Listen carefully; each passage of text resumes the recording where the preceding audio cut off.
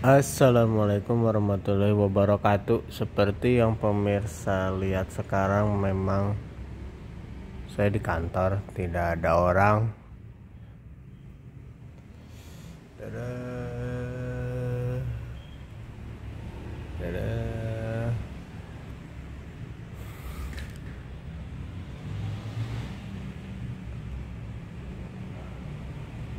Saya mau cerita, mudah-mudahan sih tidak terlalu lama. Mudah-mudahan ya paling lama 5 menit. Saya mau cerita tentang naik turun naik kehidupan atau status sosial saya.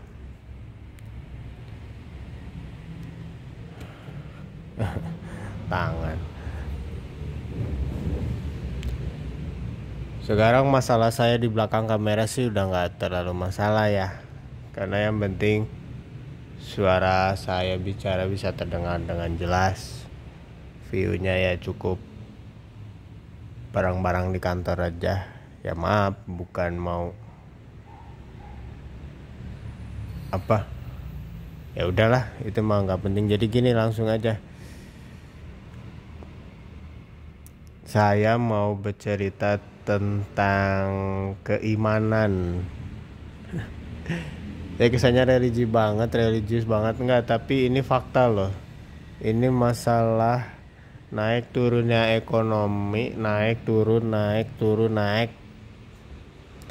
Tapi naik turun naik keimanan saya juga.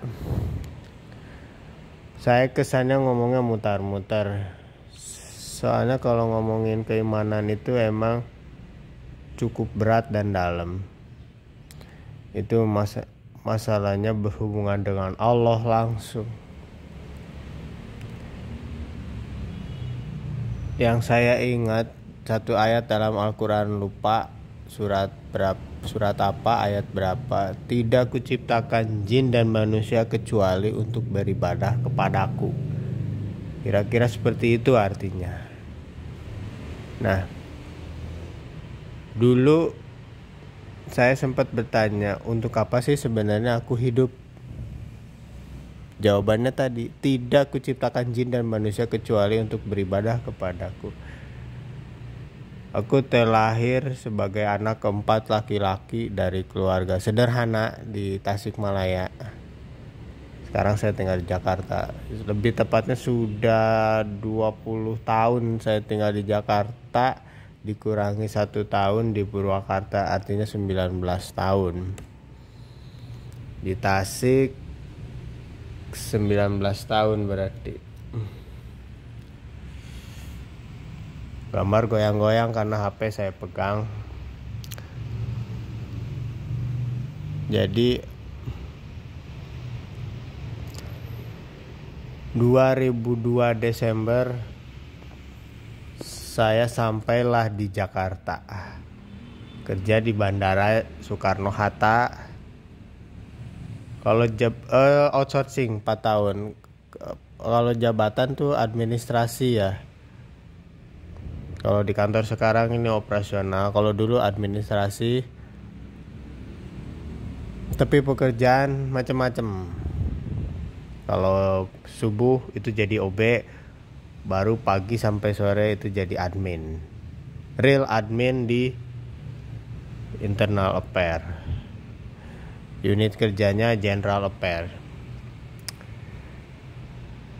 Walaupun hanya 4 tahun tapi sangat berkesan. Yang paling berkesan justru di sana, karena mungkin kan banyak teman sampai ratusan. Kalau di sini kan teman hanya beberapa orang ya, berapa belas orang. Kalau di sana ratusan orang, sampai ada satu orang yang saya anggap sebagai mentor. Di video ini saya sebut namanya Kris Biantoro.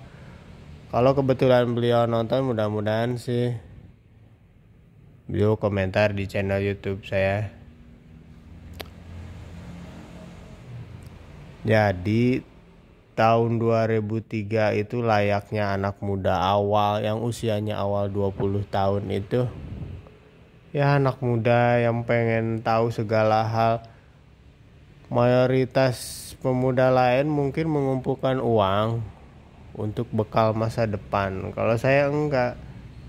Waktu itu saya bisa dibilang borosnya tuh ke buku, cari ilmu yang banyak. Setelah kenal bioskop akhirnya nonton. Yang jelas sih waktu itu kebanyakan barang adalah buku.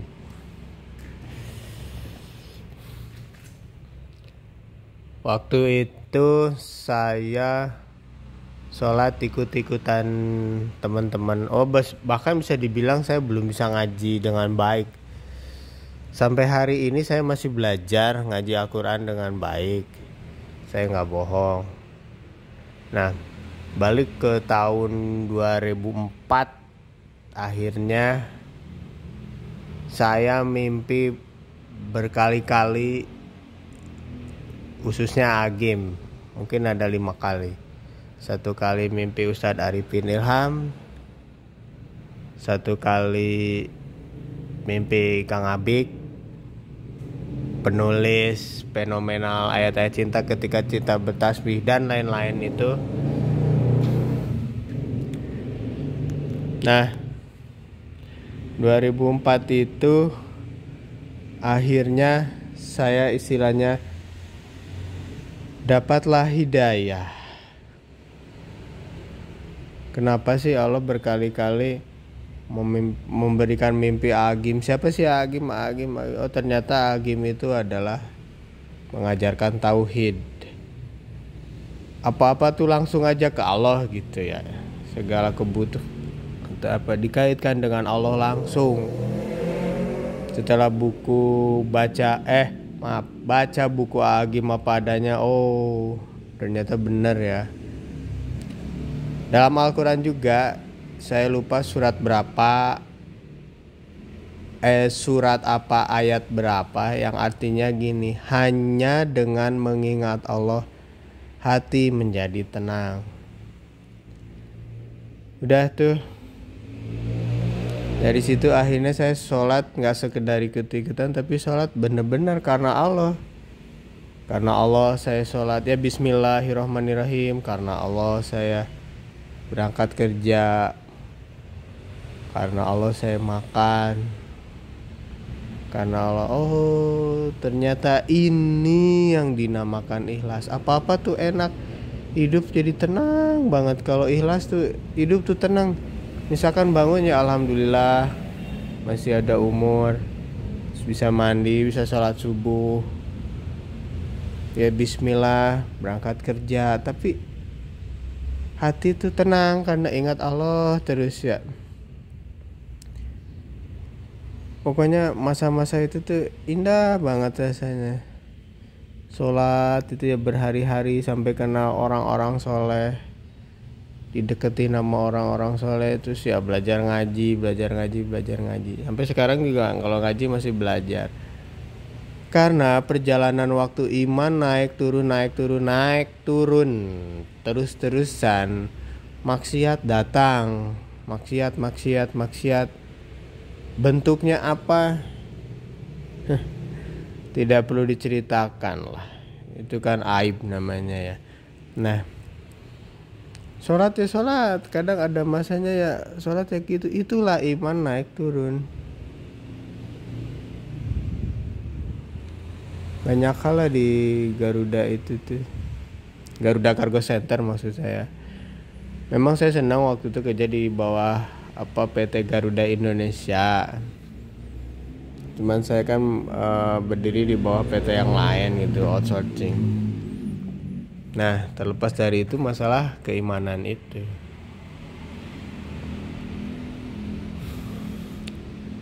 Mimpi yang lain biarlah itu cukup saya dan keluarga aja yang tahu lah. Itu dia. Kembali ke Al-Quran, Allah tidak akan merubah nasib suatu kaum kecuali kaum itu sendiri merubah nasibnya.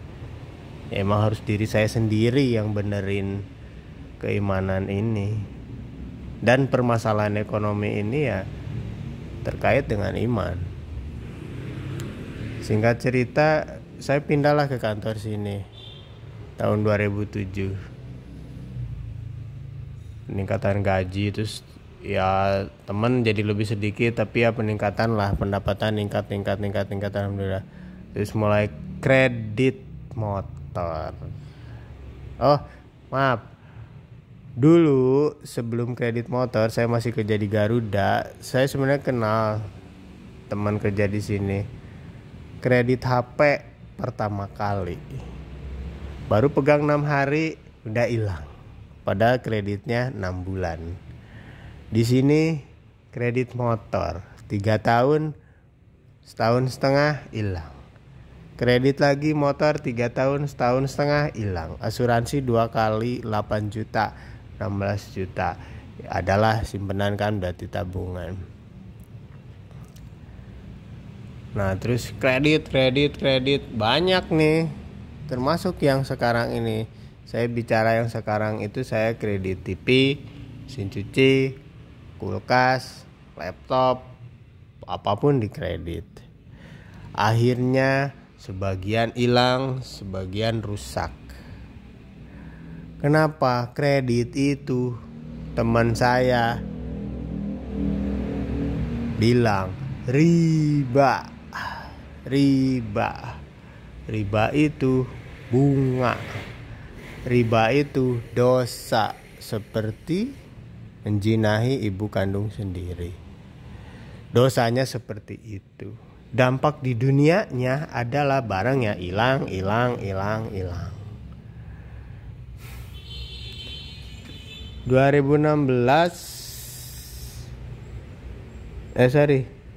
2007 sampai 2013 saya kerja di sini. 2014 karena saya batal nikah, saya terbang ke Priok. 2015 saya pindah ke Cilandak. Pokoknya pindah ke Cilandak lah, antara 2015 ya, berapa bulan aja. Nah, akhirnya saya harus kembali ke pemilik yang lama, tapi saya tempatnya di Purwakarta. Kenapa saya ngomongnya nggak jelas di sini? Karena itu kan rahasia pribadi saya lah. Saya terbang ke Purwakarta setahun. Ya pendapatan ya menurun lah. Akhirnya balik lagi ke sini. Nah di sini membawa anak satu dari istri ya. Ya itu tadi riba itu akhirnya kemarin tuh November 2022 itu di Purwakarta itu saya titik ekonominya terendah. Bahkan bisa dibilang makan itu sehari 5.000, sehari 3 kali 5.000 untuk bertiga. Berdua lah karena masih ASI waktu itu. Tapi itu luar biasa loh. 5.000 untuk berdua 3 kali sehari. Nasi telur gorengan. Tapi itulah hebatnya istri saya. Alhamdulillah saya punya jodoh yang terbaik dari sisi Allah tuh begitu ya. Mudah-mudahan sih hanya maut yang memisahkan kami. Anak-anak yang dilahirkan semoga semakin soleh. Nah, balik masalah di sini November 2022. Jadi ekonomi saya menurun lah. Banyak hutang, setelah riba,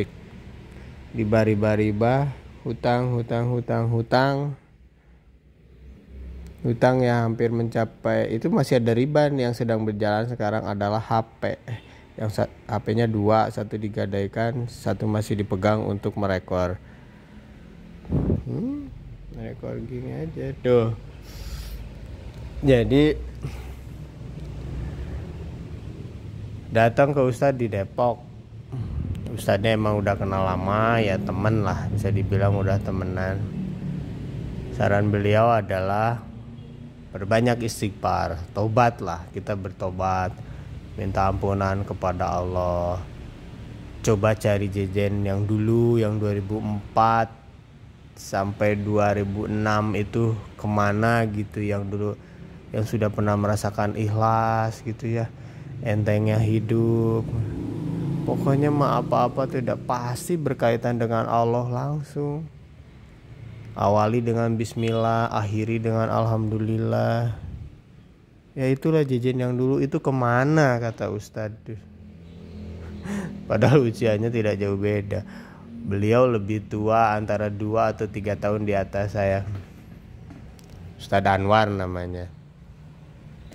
Ini mudah-mudahan beliau nonton video saya juga tidak ini. Tapi memang secara umur kita tidak jauh beda, tapi secara keilmuan dia jauh di atas saya. Apalagi pondoknya sekarang santrinya banyak banget, jamaahnya banyak banget, yang setiap malam minggu itu selalu ada sholawat. Setelah sholawat itu barulah beliau menyampaikan ceramahnya. Itu saya lupa, nanti mungkin di deskripsi kali saya, tapi nggak tahu, saya nggak menjanjikan, takutnya saya makin lupa. Pokoknya dia di Depok, di Sawangan ada pondok Ustadz Anwar aja. Nah, jadi Ustadz Anwar itu menyarankan saya perbanyak istighfar. Pertama tuh bertobat, tobatan nasuha, jauhi riba gitu kan, itu bagian dari tobat lah. Kedua, perbanyak sholawat 1000 kali sehari minimal. Sallallahu ala Muhammad 1000 kali. Sementara saya dari November sampai sekarang kan tidak istiqomah setiap hari 1000. Kadang sehari bisa lebih dari 1000, kadang bisa pas. Tapi kebanyakan sih minus, kurang ratusan, gak nyampe 1000. Gak nyangka bikin video ini lama juga, udah 17 menit. Nah, sholawat. Terus yang ketiga, cintai gurumu. Pesannya itu. Nah, ternyata setelah istilahnya ada beberapa perubahan, alhamdulillah. Walaupun belum seperti yang diharapkan gitu ya, terbebas dari semua hutang dan riba. Terus misalkan masalah pekerjaan yang lebih baik misalkan dari sekarang juga. Tapi akan ini tetap berjalan. Nah, inti video ini adalah saya cuma mau bilang, udahlah. Pertama emang jauhi riba gitu ya. Nanti kalau saya bikin judul apa ya?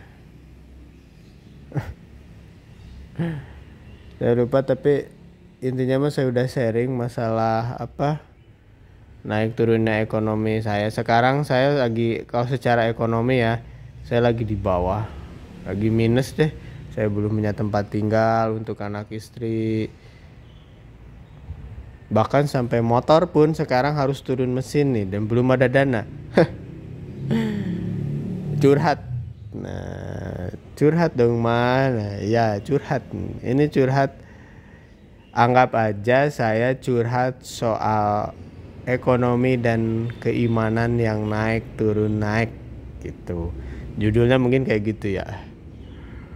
Kelamaan, hampir 20 menit. Sementara saya harus kerja. Ya udah, ini sudah jam 8 pagi, saya sudahi dulu.